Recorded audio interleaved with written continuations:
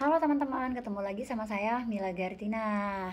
Nah, seperti janji saya akan buat video penjelasan mengenai peningkatan modal. Eh, Mohon maaf ya, ini suasana baru ya video saya. Saya masih ada di Surabaya. Hari ini baru mau on the way pulang. Nah, kita akan membahas mengenai peningkatan modal. Nah, teman-teman, peningkatan modal itu bisa dipengaruhi oleh beberapa hal. Yang pertama, peningkatan modal karena kesepakatan para pengurus, sebab usahanya sudah ada di titik meningkat gitu ya, meningkat. Tapi juga bisa jadi peningkatan modal ini dipengaruhi karena ada tuntutan dari eksternal atau dari luar. Biasanya tuntutan ini berupa omset kita yang sudah melewati batasan dari skala usaha tertentu. Yang kedua, adanya penambahan bidang usaha yang mewajibkan merubah skala usaha sehingga berpengaruh kepada peningkatan maupun perubahan atas besaran modal disetor. Bisa jadi juga besaran modal dasar itu juga ikut berpengaruh untuk mengalami perubahan. Semisal seperti ini, teman-teman punya satu buah perusahaan dan perusahaannya itu ada di dalam skala usaha mikro ya atau kecil gitu ya. Itu kan modal disetornya tidak lebih dari 5 miliar. Kalau mikro sampai dengan batasan 1 miliar, dan kalau kecil dari 1 miliar atau di atas 1 miliar sampai dengan batasan 5 miliar. Dan kalau menengah di batasannya tuh di atas 5 miliar gitu. Nah, karena teman-teman mengalami sebuah perubahan yang cukup signifikan di dalam mendirikan sebuah perusahaan atau memiliki sebuah perusahaan, misal yang awalnya teman-teman menjalankan usaha tertentu yang bisa dijalankan oleh skala usaha mikro, kemudian sekarang usahanya tuh harus dijalankan oleh skala usaha selain mikro. Ya mungkin paling gampang tuh ya, yang sering banget kita temui kasusnya adalah dalam bidang usaha perdagangan besar hasil perikanan atau hasil olahan perikanan. Ini tidak bisa dijalankan oleh skala usaha selain menengah gitu ya. Artinya skala usaha kecil ataupun mikro tidak bisa menjalankan. Nah, bila seperti ini teman-teman mau tidak mau harus melakukan terhadap besaran modal disetor tadi. Nah, besaran modal disetor itu wajib ditingkatin menjadi di atas 5 miliar karena sesuai ke Permen KKP nomor 10 tahun 2021, sesuai juga Perpres 49 tahun 2021 dan PP nomor 7 tahun 2021. Otomatis teman-teman harus tingkatin. Peningkatan modal ini kita lakukan karena teman-teman ingin mencantumkan bidang usaha perikanan tadi di dalam pasal 3, maksud dan tujuan pada anggaran dasar perusahaan, mau tidak mau ada 2 poin perubahan. Yang pertama, peningkatan modal dari, misal karena mikro modalnya di atas 50 juta awalnya ya, itu ditingkatkan menjadi di atas 5 miliar.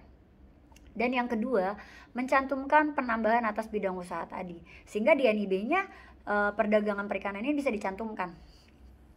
Perubahan ini itu haruslah dituangkan berdasarkan rapat umum pemegang saham. Jadi tidak bisa tuh tanpa persetujuan rapat umum pemegang saham. Wajib dengan rapat umum pemegang saham. Karena ini termasuk ke dalam ketentuan pada anggaran dasar atau perubahan anggaran dasarnya. Nah, kalau sudah seperti ini, ada tata cara yang paling simpel. Sebenarnya ada beberapa cara, tapi yang akan saya jelaskan yang paling umum kita gunakan aja ya. Karena kalau semuanya saya jelaskan, wah itu perlu berapa SKS gitu untuk ngejelasinnya ya. Nah, saya akan jelaskan yang umum saja kita lakukan dan yang lebih mudah kita lakukan. Yang pertama, teman-teman bisa menggunakan dengan cara berita acara rapat umum pemegang saham. BA-RUPS ini atau berita acara rapat umum pemegang saham ini dilakukan haruslah di hadapan notarisnya. Jadi teman-teman rapat di depan notarisnya diundang ke dalam rapat tersebut, kemudian rapat dan nanti notarisnya itu langsung menuangkan ke dalam akta berita acara rapat umum pemegang saham terkait semua agenda rapat yang dibicarakan oleh para pemegang saham gitu. Itu bisa langsung dan nanti diurus. Kalau perubahannya KBLI, penambahan KBLI dan juga peningkatan modal, kita akan mendapatkan SK Kemenkumham setelah BA-RUPS-nya atau akta berita acara rapat umum pemegang saham ini dilakukan submit permohonan persetujuan kepada Kementerian Hukum dan HAM RI gitu ya. Nah itu cara yang pertama. Tapi rata-rata banyak banget notaris yang akhirnya merasa berkeberatan sebenarnya, karena kadang-kadang bukan notarisnya nggak mau ya, bukan, tapi memang kadang-kadang itu banyak banget pembahasan di luar dari agenda rapat gitu. Jadi notaris merasa kok pembahasannya banyak luar dari agenda rapat gitu, akhirnya waktunya gitu, butuh waktu yang jadinya lebih mulur, lebih mundur, dan bahkan kadang-kadang karena perseteruan gitu ya, atau pembahasan yang belum ketemu titik temu, akhirnya para pemegang saham ini tidak jadi mendapatkan sebuah keputusan yang final pada rapat tersebut. Ini yang membuat notaris merasa, aduh kok jadi gini ya gitu, terus ntar bikin lagi gitu, agenda rapat lagi, bikin lagi. Nah kita nggak bisa memaksakan memaksakan kepentingan para pemegang saham juga terhadap notaris yang ada gitu. Artinya kita memang harus menyesuaikan dan harus berkomitmen. Kalau kita udah undang notaris untuk menghadiri rapat umum pemegang saham dengan agenda peningkatan modal disetor ataupun modal dasar dan juga penambahan atau perubahan pada KBLI, maka itu yang harus dipenuhi gitu ya teman-teman. Teman-teman juga harus tahu bahwa notaris juga kan banyak waktunya, bukan banyak waktu ya, banyak kepentingannya ya. Jadi kita tidak boleh menganggap mudah terhadap sesuatu. Itu pertama. Yang kedua, ada tata cara yang lebih simpel selain berita acara rapat umum pemegang saham, dan ini banyak sekali kita gunakan. Yang kedua ini lebih kepada sirkular RUPS, sirkular rapat umum pemegang saham, di mana teman-teman bisa melakukan perubahan, mengagendakan rapat untuk melakukan perubahan berdasarkan murni kesepakatan dari para pemegang saham. Dituangkan tidak harus di hadapan notaris. Artinya teman-teman bisa merapat sendiri di kantor gitu ya, atau di satu tempat yang sesuai dengan kedudukan atau domisili perusahaan, dan teman-teman bisa melakukan rapat di sana. Rapat di sana, nanti apa yang sudah diagendakan dituangkan ke dalam sirkular RUPS tadi.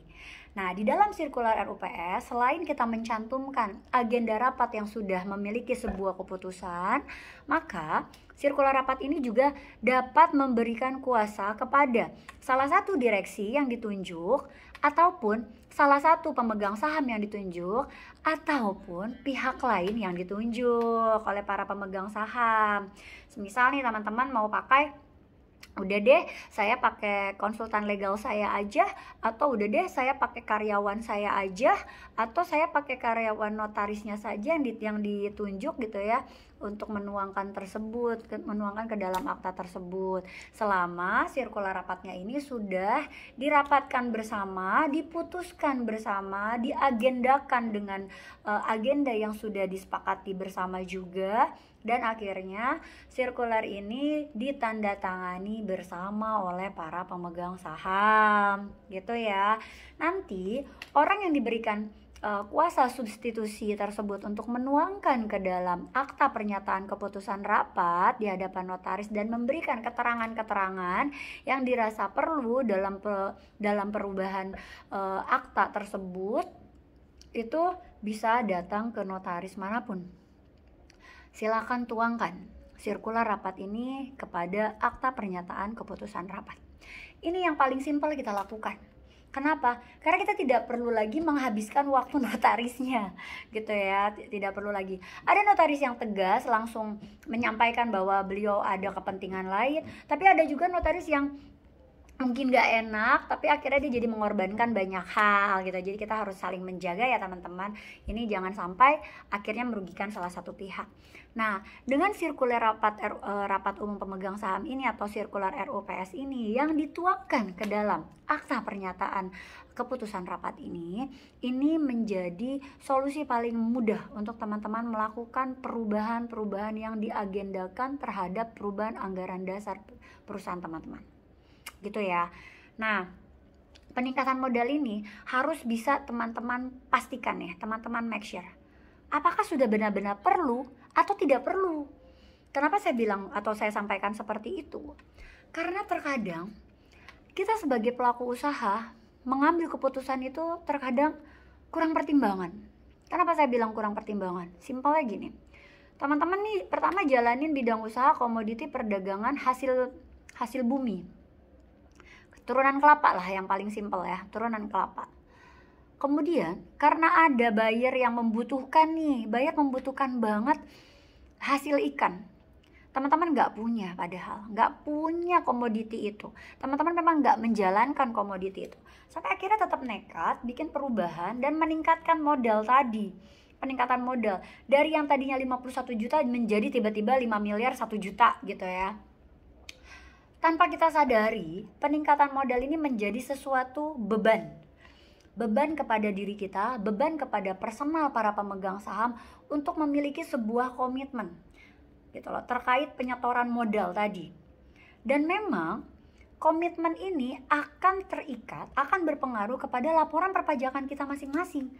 Karena kalau teman-teman ingat penjelasan saya sebelumnya, yang namanya saham dalam sebuah perusahaan yang kita dirikan maupun yang tidak kita dirikan, tapi kita menjadi salah satu pemegang saham di dalamnya, itu sama dengan kita punya kekayaan berupa saham pada perusahaan tertentu yang wajib dilaporkan perpajakannya sekalipun tidak langsung dikenakan pajak bila memang belum menghasilkan sebuah dividen atau keuntungan atau laba usaha gitu ya. Nah, ini akan menjadi PR besar untuk kita pemegang saham, wajib melaporkan harta kita yang berupa saham tadi. Jadi bisa teman-teman bayangkan, kalau semisal pertama saham kita dalam perusahaan ABC itu cuma 25.500.000 rupiah, dari 50% dari 51 juta. Nilai terkecil satuan modal disetor yang biasa saya sarankan gitu ya. Paling ideal, terkecil paling ideal. Tiba-tiba kita punya, karena kita wajib meningkatkan modal tadi gitu ya, sebab kita mau jalanin usaha perikanan, tapi kita belum ada ancang-ancang bayangan uangnya. Tiba-tiba saja kita tingkatkan dari yang tadinya saham kita 25.500.000 rupiah menjadi 2,5 miliar 500 juta rupiah. Teman-teman bayangin, dari 25 juta menjadi 2,5 M. Artinya secara catatan kemampuan kita pada kantor pajak atau pada perpajakan, itu kita punya harta loh jadi 2,5 M yang tercatat sebagai saham. Sekalipun modal disetor ini bisa diambil dari keuntungan usaha kita, sekalipun modal disetor ini bisa kita setorkan secara berkala, tetapi pertanyaannya adalah, apakah benar kita memiliki aset kekayaan sebanyak itu? Dan ini menjadi besar dong ketentuan perpajakan kita gitu ya. Nah, ini yang harus benar-benar teman-teman pertimbangkan. Perlu ataukah tidak dalam meningkatkan modal? Perlu ataukah tidak dalam melakukan perubahan yang terkait perubahan modal dalam perusahaan kita? Kenapa saya harus sampaikan seperti ini? Karena pada dasarnya peningkatan modal itu menunjukkan sebuah peningkatan kemampuan. Peningkatan modal itu tidak dilakukan sebelum PT-nya ada ya teman-teman. Jadi kita harus bikin PT-nya dulu, PT-nya udah ada, baru kita bisa tingkatkan modal kita dari yang sebelumnya nilainya sekian menjadi di atas sekian tersebut gitu. Otomatis itu namanya ada perubahan kemampuan, peningkatan kemampuan. Kemampuan kita meningkat dari yang besarnya hanya segini menjadi segini gitu ya, artinya banyak gitu ya, artinya emang benar-benar meningkat. Ini harus teman-teman pertimbangkan. Kita tidak bisa mencantumkan segala sesuatu secara fiktif.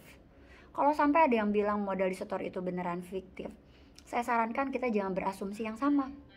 Karena someday kita nggak pernah tahu naasnya kita kapan dilakukan pemeriksaan pajak dan akhirnya kita tidak bisa menunjukkan kemampuan tersebut. Ini teman-teman yang harus benar-benar bisa teman-teman pertimbangkan untuk melakukan peningkatan modal gitu ya. Nah, sekarang apakah peningkatan modal ini hanyalah satu-satunya agenda dalam melakukan perubahan pada anggaran dasar perusahaan? Tentu saja tidak. Nah, ini hubungannya sama ketentuan yang kemarin ada yang minta disebutkan, bahas Bu tentang perubahan perubahan perusahaan. Nah, peningkatan modal ini hanyalah salah satu agenda di antara banyaknya agenda yang dilakukan terkait perubahan pada anggaran dasar perseroan terbatas gitu ya. Jadi selain peningkatan modal itu ada agenda lain dan bisa dilakukan perubahan, dan tidak semua perusahaan yang melakukan peningkatan modal berarti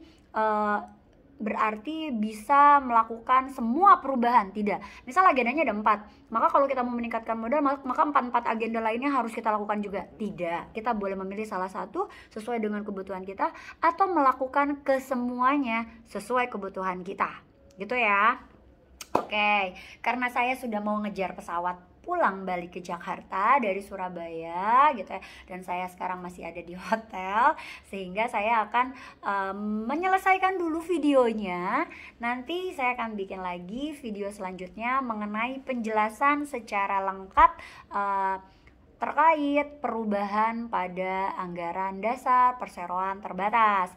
Gitu ya teman-teman, mudah-mudahan video ini bisa membantu memberikan penjelasan kepada teman-teman, dan semoga dalam melakukan perubahan terkait peningkatan modal maupun penambahan ataupun pengurangan pada KBLI, maka kita bisa mempertimbangkan secara bijak apakah ini dibutuhkan, dan kita bisa juga mempertimbangkan segala bentuk resiko kita ke depannya sampai dengan terkait pada personal dari para pendiri ataupun para pemegang saham tersebut.